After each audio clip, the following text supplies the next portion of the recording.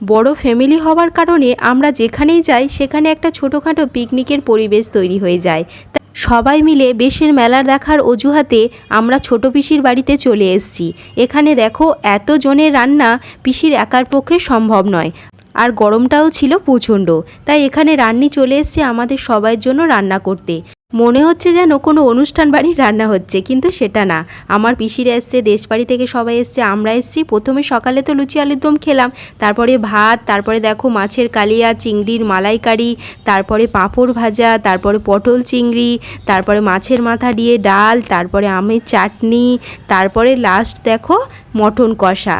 সত্যি সব কটা রান্না দারুণ হয়েছিল। ওই কাকুদেরকে অনেক ধন্যবাদ। আর তারপরে দেখো সবাই মিলে এইভাবে গোল হয়ে খেতে বসলাম। তারপরে চলে এলাম মায়ের দর্শন করতে। আজকের মায়ের রূপ ছিল দক্ষিণাকালী। তারপরে রাইডস চললাম। দেখা হচ্ছে নেক্সট মিনি ব্লগে। সাবস্ক্রাইব করতে ভুলো না কিন্তু। চলো টাটা।